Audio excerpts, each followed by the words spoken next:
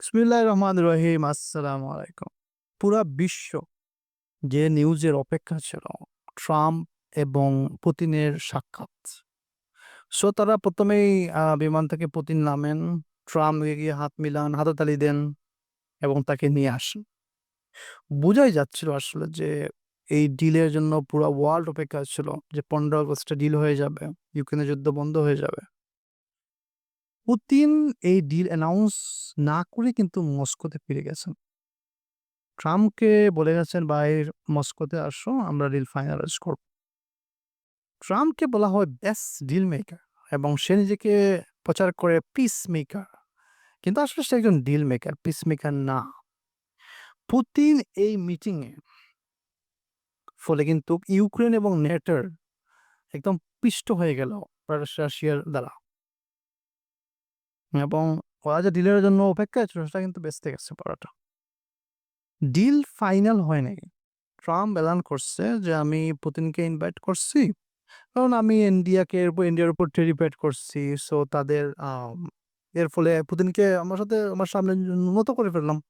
এজন্য আমি তাকে ইনভাইট গ্রহণ করছি, আসছে আমার সাথে দেখা করার জন্য।" যাকে অপমান করা হয় তাকে কি রেড কার্পেটে ওয়েলকাম করা হয়?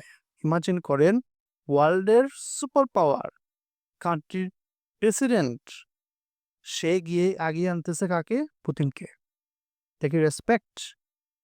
অপমান। সো মেইন ডিল ট্রাম্প করতে যাচ্ছে সেটা হলো ইউক্রেনের কতটুক জায়গা রাশিয়া দখল করবে আর কতটুক জায়গা আমেরিকা দখল করবে, ঠিক আছে? এটাই হচ্ছে আসলে ট্রাম্পের মেইন ডিল। আরো কিছু অপশন ছিল, লাইক ইউরোপের গ্যাস পাবে কিনা এটা কনফার্ম করা, নেটওয়ার্কের সাথে কিরকম সম্পর্ক থাকবে, এইসব নিয়ে কিন্তু ট্রাম্প আসলে আলোচনা করছে, আর কিচ্ছু না।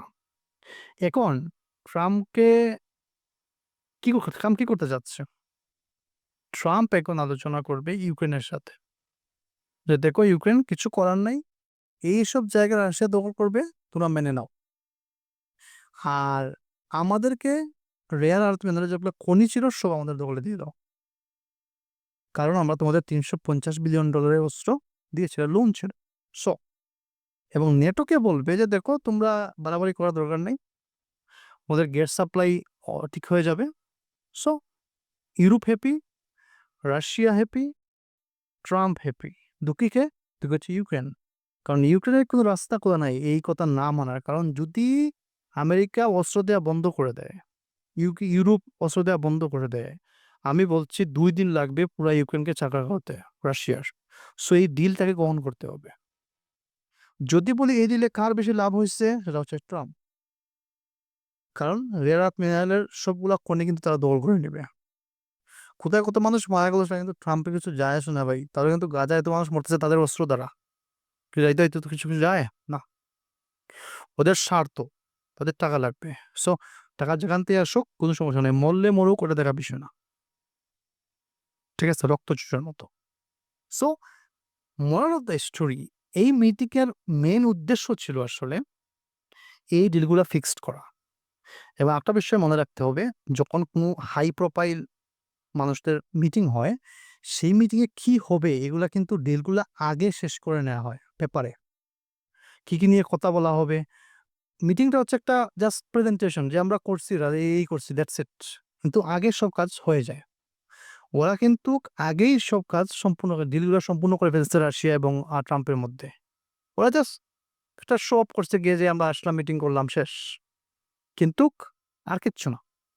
ঠিক আছে? তাহলে এখানে সবচেয়ে বেশি ক্ষতিগ্রস্ত কে হলো? আ ইউক্রেন। ইউক্রেনের কিচ্ছু করার নাই, ইউক্রেনকে এই ডিল মেনে নিতে হবে। না হলে পুরা ইউক্রেন দখল করে নিবে রাশিয়া। কিচ্ছু করার থাকবে না ওটা। রাশিয়া না নেটো কিছু করতে পারবে, না এখানে আমেরিকা কিছু করতে পারবে। সো আমেরিকার উদ্দেশ্য হচ্ছে, কারণ তারা তো এই মুহূর্তে রেয়ার আর্থ মিনারেল গুলা খনিতে কাজ করতে পারতেছে না রাশিয়ার যুদ্ধের কারণে। সো উদ্দেশ্য হচ্ছে যুদ্ধ করা বন্ধ করা, বন্ধ করে খনিগুলোতে গিয়ে এগুলো উত্তোলন করে নিয়ে যাওয়া। এটা হচ্ছে তার মেইন ধান্দা। আজ এ পর্যন্তই। আসসালামু আলাইকুম।